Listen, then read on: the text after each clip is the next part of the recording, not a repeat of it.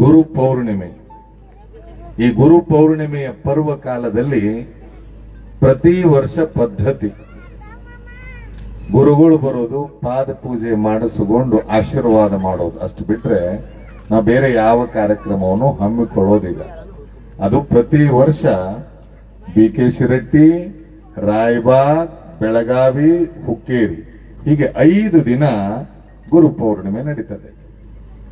ಅದರಲ್ಲಿ ಗುರುಗಳನ್ನ ನಾವು ಏನ್ ಮಾಡ್ತೀವಿ ಅಂತಂದ್ರೆ ಗೊತ್ತಿರ್ಲಿ ನಿಮ್ಗೆ, ಈ 5 ದಿನ ಗುರು ಪೌರ್ಣಿಮೆಯೊಳಗೆ ನಾ ಶಿಷ್ಯರಿಗೆ ಹೇಳೋದು ಒಂದೇ ಏನು ಅಂತಂದ್ರೆ, ಪ್ರತಿ ವರ್ಷ ನಾವು ಆಶೀರ್ವಾದ ಮಾಡ್ತಾನೇ ಇರ್ತೀವಿ.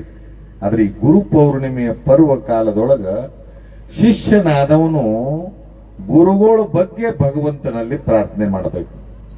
ಗುರುಗಳು ಚೆನ್ನಾಗಿರ್ಲಿ, ಅವರ ಆರೋಗ್ಯ ಚೆನ್ನಾಗಿರ್ಲಿ ಅಂತ ಹೇಳಿ ಪ್ರಾರ್ಥನೆ ಮಾಡಿಕೊಂಡು ಆಶೀರ್ವಾದ ಪಡೆಯುವ ಪದ್ಧತಿ ಇದು ವ್ಯಾಸ ಪೌರ್ಣಿಮೆ ಅಂತಾರೆ. ಅದಕ್ಕಾಗಿನೇ ಹುಕ್ಕೇರಿ ಹಿರೇಮಠದೊಳಗೆ 5 ದಿನದಿಂದನೂ 108 ವಟುಗಳು ಧನ್ವಂತರಿ ಜಪ ಮಾಡ್ತಾರೆ. 108 ಗಿಡಮೂಲಿಕೆಯಿಂದ ಕೊನೆ ದಿನ ಅಭಿಷೇಕ ಮಾಡ್ತಾರೆ. ಇದು ಪದ್ಧತಿ. ನಾವು ಪ್ರತಿ ವರ್ಷ ಅರುಣ್ ಐಹೊಳೆ, ಬಹುಶಃ ಬಹಳ ಕಡೆ ಇವರೆಲ್ಲ ನೋಡಿರ್ತಾರೆ, ರಾಜಕಾರಣಿಗಳ ಮಕ್ಕಳು ಅಂತಂದ್ರೆ ಅವ್ರು ಬಹಳ ಏನೇನೋ ಹೇಳ್ತಿರ್ತಾರೆ. ಆದ್ರೆ ಹಾಗಲ್ಲ. ಅರುಣ್ಗೆ ನನ್ನ ಪಕ್ಕಾ ಶಿಷ್ಯ. ನಾ ಹೇಳಿದೆ ಅರುಣ್ ಹೀಗೆ ಮಾಡ್ಬೇಕು, ಹೂನ್ರಿ ಬುದ್ಧಿ ಬಿಟ್ರೆ ಅವನಿಗೆ ಏನೂ ಗೊತ್ತಿಲ್ಲ. ಈ ಸರಿ ನಾವು ಒಂದು ಕಾರ್ಯಕ್ರಮ ಮಾಡೋಣ. ಅಧ್ಯಕ್ಷತೆಯನ್ನ ಜನಪ್ರಿಯ ಶಾಸಕರು ಕೇರಿಯೊಳಗೆ ನಲ್ಲಿ ಏನು ಸ್ಟ್ರೈಕ್ ನಡೆದಿತ್ತು ಆಗ ಬಂದು MD ಏನು ಹೇಳಿದ್ರಲ್ಲ, MD ಹೇಳಿ ಅದನ್ನ ಮಾಡಿಸಿರುವುದು ಕೂಡ ಬಹುಶಃ ಆ ನಿಟ್ಟಿನೊಳಗೆ ಅದರ ಪ್ರಯತ್ನನೂ ಕೂಡ ನಿಮ್ಮೆಲ್ಲರದು ಅದ. ಅದರ ಜೊತೆಯಲ್ಲಿ ಶಾಸಕರಾಗಿರ್ತಕ್ಕಂಥ ದುರ್ಯೋಧನ ಐಹೊಳೆ ಅವರು ಪಕ್ಷಾತೀತವಾಗಿ ಕಾರ್ಯವನ್ನ ಮಾಡಿದ್ದನ್ನು ಈ ಸಂದರ್ಭದಲ್ಲಿ ಸ್ಮರಿಸಿಕೊಳ್ತಾ ಅಧ್ಯಕ್ಷತೆಯನ್ನು ವಹಿಸಿಕೊಂಡಿರ್ತಕ್ಕಂಥ DM ಐಹೊಳೆ ಅವರು. ಪ್ರತಿ ವರ್ಷ ನಾವ್ ಏನ್ ಮಾಡ್ತಿದ್ವಿ, ನಮ್ಮ ವೈಭವನೇ ಮಾಡ್ಕೋತ ಕೊಂಡ್ರದ್ ಬೇಡ. ನನಗೆ ಏನ್ ಖುಷಿ ಅಂತಂದ್ರೆ, ಇವತ್ತು ಗೊತ್ತಿರ್ಲಿ ನಿಮಗೆ, ನಾನು ಬಹಳಷ್ಟು ಜನ ಹೇಳ್ತಿರ್ತಾರೆ ಗುರುಗಳು ಹುಕ್ಕೇರಿ ಅಜ್ಜವರು ಹಾಗೆ ಹೀಗೆ ಅಂತ ಹೇಳಿ.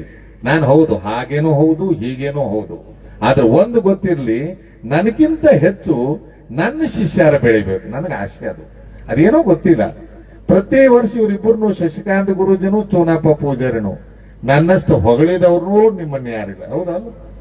ನನ್ನಷ್ಟು ಬೈದವ್ರ ಯಾರದಾರೇನ ಇಲ್ಲ.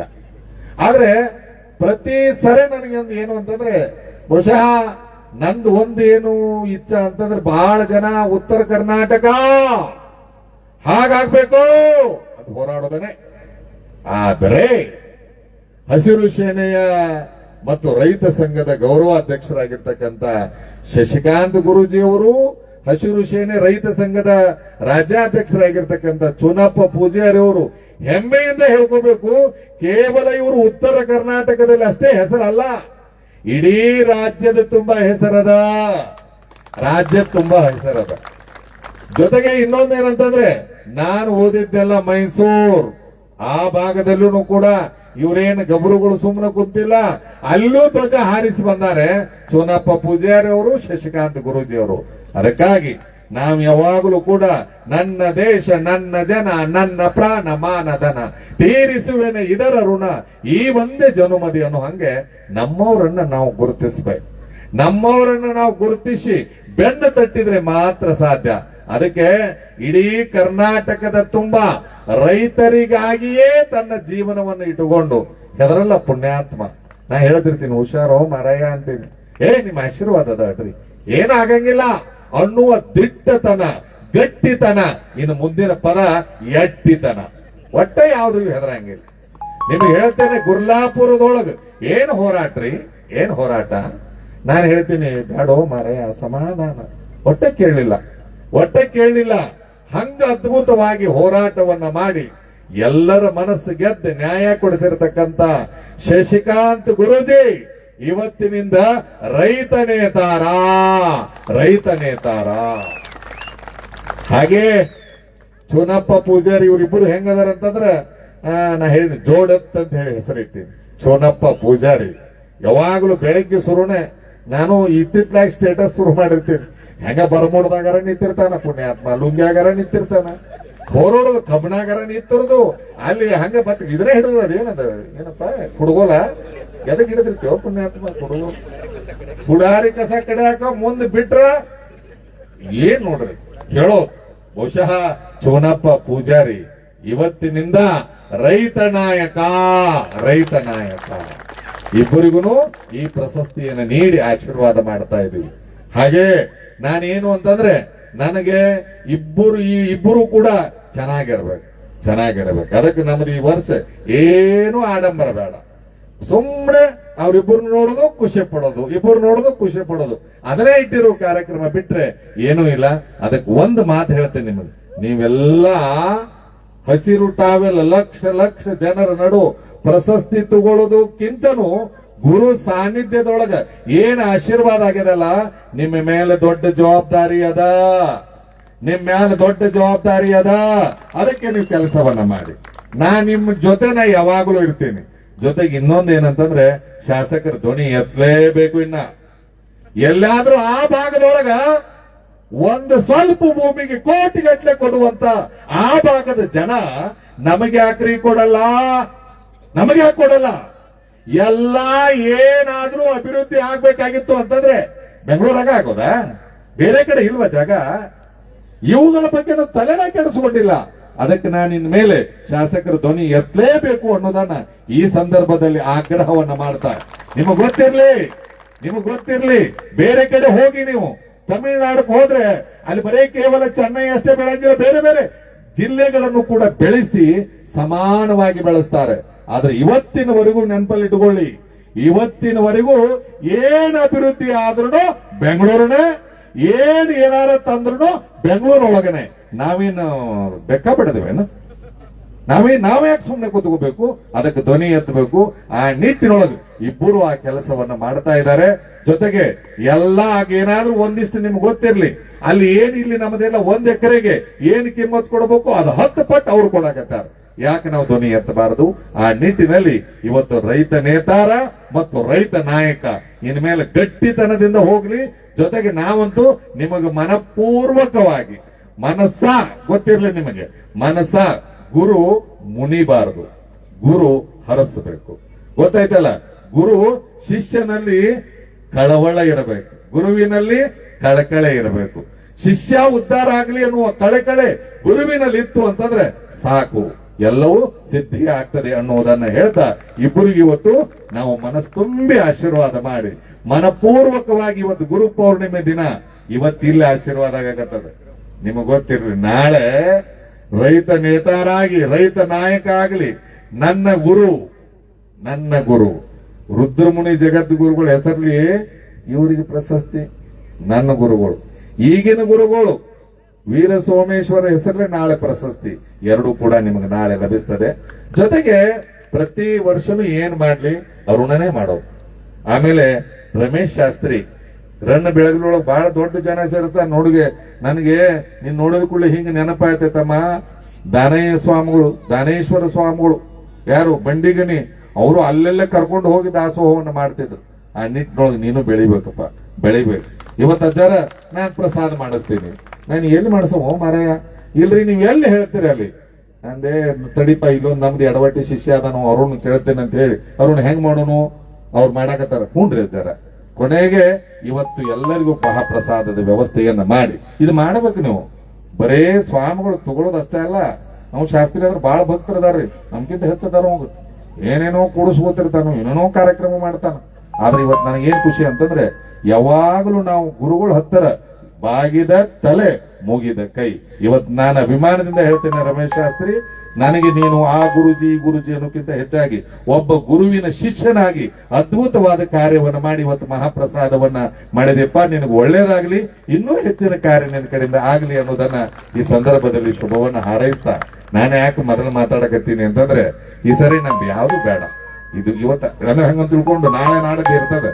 ಇವ್ರಿಬ್ಬರು ಹುಡುಗರು ಇವ್ರಿಬ್ಬರನ್ನು ಮೆರೆಸ್ಬೇಕು ಅನ್ಕೊಂಡ ಈ ಕಾರ್ಯಕ್ರಮ, ಈ ವೇದಿಕೆನೂ ನಿಮಗಪ್ಪ ಇದು ಹಾಕಿದ್ದು, ಮತ್ತೆ ಯಾರಿಗೂ ಇಲ್ಲ. ನಾವೆಲ್ಲ ಒಳಗ ಮಾಡ್ತಿದ್ವಿ. ಅದಕ್ಕೆ ಇನ್ನೊಂದೇನಂತಂದ್ರೆ ನಮ್ದು ಶ್ರಾವಣದ ಕೊನೆಯ ರವಿವಾರ ಅಲ್ಲ, 6ನೇ ತಾರೀಕಿಗೆ ನಡೀತದೆ.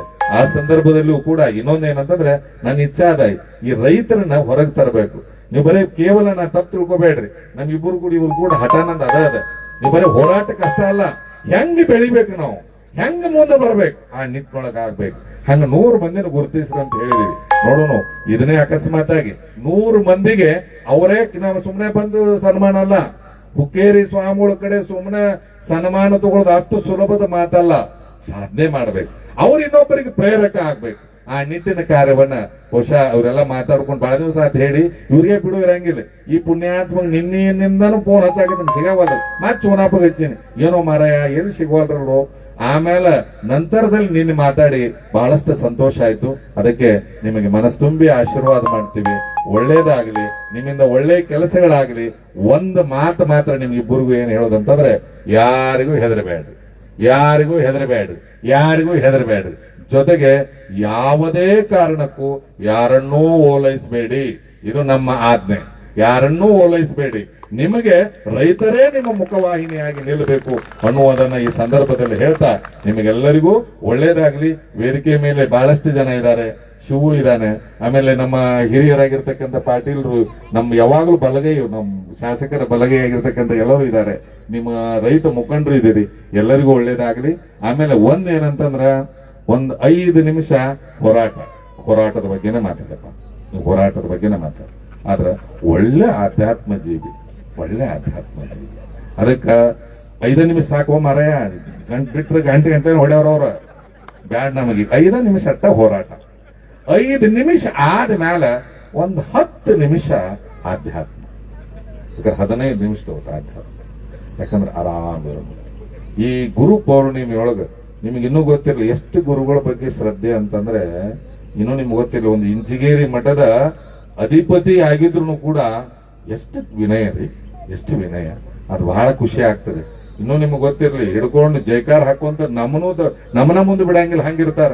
ಆದ್ರೆ ಆ ನಿಟ್ಟಿನೊಳಗೆ ಇವತ್ತು ಬಹಳಷ್ಟು ವಿನಯದಿಂದ ಬೆಳೀತಕ್ಕಂಥವ್ರು ಶಶಿಕಾಂತ್ ಗುರೂಜಿ ಅನ್ನೋದನ್ನ ಈ ಸಂದರ್ಭದಲ್ಲಿ ಹೇಳ್ತಾ, ಚುನಾಪ ಪೂಜೆಯವರವರಿಗೂ ಇನ್ನೂ ಹೆಚ್ಚು ಕೆಲಸವನ್ನು ಮಾಡುವ ಶಕ್ತಿಯನ್ನ ಭಗವಂತ ಕೊಡ್ಲಿ ಅನ್ನೋ ಮಾತನ್ನ ಹೇಳ್ತಾ, ನಿಮಗೆ ಅವಾಗ ನಾವು ಯಾವಾಗವರು ಏನಾರ ಹೇಳ್ತಾ ಇದ್ರು ಅದನ್ನ ಪ್ರೀತಿಯಿಂದ ಸ್ವೀಕಾರ ಮಾಡ್ತಿರ್ತೀರಿ. ಆಮೇಲೆ ಜೊತೆಗೆ ಇನ್ನೊಂದು ಗೊತ್ತಿರ್ಲಿ ನಿಮಗೆ, ನಾ ಸಾಲಳ್ಯಾಗ ಹೋಗಿ ಮಾತಾಡಿ ಎದ್ದ ಬನ್ನಿ, ಹುಷಾರು ತಮ್ಮಗುಡ್ರೆ ಏನ್ ಅನ್ಬೇಕು ಇವ್ರು ಇಬ್ಬರು. ನಾವು ಹಾದ್ಮೇಲೆ ಅನ್ನಕತ್ತಾರ ಗಬ್ರುಗಳು. ಏನೀಗ ಚಂದ್ರ ಅಜ್ಜಾರ ಅಂದ್ರು, ಅಜ್ಜಾರ ಅಂದ್ರೆ ಇನ್ನೇನ್ ಮಾಡಬಲ್ರು, ಗುಂಡು ಹೊಡಿತಾರ ಅಟ್ಟಲ್ಲ. ಇಂಥ ಎಡವಟ್ಟಿಗೆ ಕೊಡೋದವು ಇವ್ ಹೇಳೋದು ಕಷ್ಟ ಐತಿ. ಆದ್ರೆ ಒಂದು ನೆನಪಲ್ಲಿ ಇಟ್ಕೊಳ್ಳಿ, ಸಂಜೆ ಬೆಳಗಿಂದ ಸಾಯಂಕಾಲ ಒಳಗ ರಾಮದುರ್ಗ ತಾಲೂಕದೊಳಗೆ ಯಾತ ನೀರಾವರಿ ಇಡೀ ವ್ಯವಸ್ಥೆಯನ್ನ ಅವರು ನ್ಯಾಯವನ್ನು ಒದಗಿಸಿದ್ರು. ಹಾಗೇನೆ ಈ ರಾಯಬಾಗ್ ಭಾಗದಲ್ಲಿಯೂ ಕೂಡ ಏನೇ ಇದ್ರೂ ಕೂಡ ನಿಮ್ಗೊಂದು ಹೇಳ್ತೇನೆ, ಶಾಸಕರನ್ನ ಕೇಳಿಲ್ಲ. ನಿಮ್ಮದು ಏನೇ ರೈತರ ಸಮಸ್ಯೆ ಇದ್ರು ಕೂಡ ಶಾಸಕರ ಬಗೆಹರಿಸಲಿಕ್ಕೆ ನಿಲ್ತಿರಲ್ರಿ, ಯಾವಾಗಲೂ ನಿಲ್ತಾರೆ, ನಿಮ್ಮ ಜೊತೆ ಇರ್ತಾರೆ ಅನ್ನೋದನ್ನು ಕೂಡ ಈ ಸಂದರ್ಭದಲ್ಲಿ ಹೇಳ್ತಾ, ಯಾವಾಗಲೂ ರೈತರ ಪರವಾಗಿ ನಿಂತಿರ್ತಾರೆ, ಇನ್ನೂ ನಿಲ್ತಾರೆ ಅನ್ನೋ ಮಾತನ್ನು ಹೇಳಿ ನಿಮಗೆಲ್ಲರಿಗೂ ಶುಭವನ್ನ ಕೋರಿ, ಗುರು ಪೌರ್ಣಿಮೆಯ ಪರ್ವ ಕಾಲದಲ್ಲಿ ನಿಮಗೆ ಇಲ್ಲಿಂದಲೇ ಮನಪೂರ್ವಕವಾಗಿ ಆಶೀರ್ವದಿಸ್ತಾ, ಇನ್ನ ಇಬ್ಬರು ಮಾತಾಡ್ತಾರೆ, ಇಲ್ಲ ಶಾಸಕರು ಒಂದೆರಡು ಮಾತಾಡಿದ್ಮೇಲೆ ನಂತರ ಇಬ್ಬರು, ಯಾಕಂದ್ರೆ ಇವ್ರು ಮಾತಾಡಕ್ ಶುರು ಮಾಡಿದ್ರೆ ಮತ್ತೆ ಅದಕ್ಕನೆ ಇವ್ರು ಮಾಡಿದ್ಮೇಲೆ ಇವ್ರದೊಂದು ರಾಡೆ ಬೇರೆ, ಅದಕ್ಕೆ ನಾವು ಮೊದಲು ಮಾತಾಡ್ಬಿಡ್ತೀವಿ. ಈ ಹೋರಾಟದ ಮಂದಿ ಜೊತೆ ಹೆಂಗಂದ್ರ ನೀವ್ ಅನ್ಕೊಂಡಿರ್ಬೇಕ, ಅರುಣ ನಾ ಯಾಕೆ ಮೊದಲು ಮಾತಾಡಿನ ಗೊತ್ತ, ನೀವು ಮುಗಿದವ್ರು ಎದ್ದು ಹೋಗ್ಬಿಡ್ತಾವ. ಇದೊಂದು ನಮನಿ ಈ ಹೋರಾಟದ ಮಂದಿ ಜೊತೆ ಮೊದ್ಲ ಮಾತಾಡಿಸುವ ಅಂದ್ ಎದ್ದು ಹೋಗ್ಬಿಡೋದು. ನಾವು ಬದಲಾಗ್ಬೇಕ್ರಿ, ಬದಲಾಗ್ಲಿಲ್ಲ ಅಂದ್ರೆ ಪ್ರಯೋಜನ ಆಗಂಗಿಲ್ಲ. ಅದಕ್ಕೆ ನನಗಂತೂ ಬಹಳ ಸಂತೋಷ ಆಗ್ಯದ, ಹಂಡೆ ಹಾಲು ಕೊಡೋದಷ್ಟು ಸಂತೋಷ ಆಗ್ಯದ. ಅದಕ್ಕೆ ಜೊತೆಗೆ ನಮ್ಮ ಈಗ ಬೆಳಗಾವಿಯಲ್ಲೂ ಕೂಡ ಒಂದು 100 ಜನ ಎಲ್ಲಾ ಸಮುದಾಯದ ಅರ್ಚಕರಿಗೆ ತರಬೇತಿ ನಡೆದದ. ಅಲ್ಲೂ ಕೂಡ ಸುಮಾರು ಒಂದು 5-6 ಲಕ್ಷ ರೂಪಾಯಿ ಖರ್ಚು ಮಾಡಿ ಅದನ್ನ ಮಾಡ್ತಾ ಇದೀವಿ. ಅದೆಲ್ಲ ಇಂಡೋರ್, ಅದು ಕೂಡ ಕೆಲಸ ನಡೀತಾ ಇದೆ. ನೀವೆಲ್ಲಾನು ಕೂಡ ಇವತ್ತು ಈ ಕಾರ್ಯಕ್ರಮದಲ್ಲಿ ಭಾಗಿಯಾಗಿ ನೀವೆಲ್ಲರೂ ಕೂಡ ಅವರ ಮಾತುಗಳನ್ನ ಕೇಳಿ, ಆಧ್ಯಾತ್ಮ ಜೀವಿಗಳು ಒಳ್ಳೆ ಪ್ರವಚನ ನನಗೆ ಬಹಳ ಇಷ್ಟ ಆಗ್ಯದ. ಎಲ್ಲೆಲ್ಲಾರ ಹುಡುಕ್ತೀವ ಮಾರಾಯ, ಏನೇನ್ ನೋಡ್ತೀವಿ, ಎಲ್ಲಾದ್ರೊಳಗೂ ಆಧ್ಯಾತ್ಮಕ್ಕೆ ಬಂದ್ರೆ ಹಿಂಗೂ ಸೈ ಹಂಗೂ ಸೈ. ಇವತ್ತು ನೀವೆಲ್ಲರೂ ಕೇಳ್ತೀರಿ ಅನ್ನೋ ಮಾತನ್ನು ಹೇಳಿ ನಿಮಗೆಲ್ಲರಿಗೂ ಶುಭವನ್ನು ಕೋರಿ ಗುರು ಪೌರ್ಣಿಮೆಯ ಹಾರ್ದಿಕ ಶುಭಾಶಯಗಳನ್ನ ಹೇಳ್ತಾ ನಮ್ಮ ಆಶೀರ್ವಚನಕ್ಕೆ ವಿರಾಮ ಕೊಡ್ತಾ ಇದ್ದೇವೆ. ಹಾಗೆ ನೀವೆಲ್ಲರೂ ಪ್ರಸಾದವನ್ನು ತೆಗೆದುಕೊಡ್ರಿ.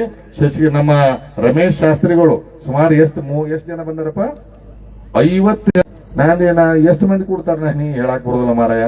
ಒಮ್ಮೆ ಗಾಳಿ ಬೀಸ್ತಂದ್ರೆ ಈ ರೈತರದ್ದು ಹೇಳಕ್ಕೂ ಬರಂಗಿಲ್ಲ, ಹಂಗೂ ಸೈ ನೀನು ವ್ಯವಸ್ಥೆ ಅದ ನೀರಪ್ಪ ಅಂದ್ಕೊಳ್ಳೆ ಬಹಳ ವ್ಯವಸ್ಥೆ ಮಾಡ್ಕೊಂಡು ಇವತ್ತೆಲ್ಲ ಪ್ರಸಾದ ಸೇವಾ ಬೆಳಗಿಂದನೂ ಶುರುವಾದ.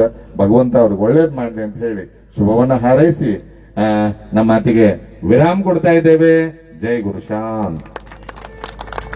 ಇಲ್ಲಿಯವರೆಗೆ ಈ ಕಾರ್ಯಕ್ರಮ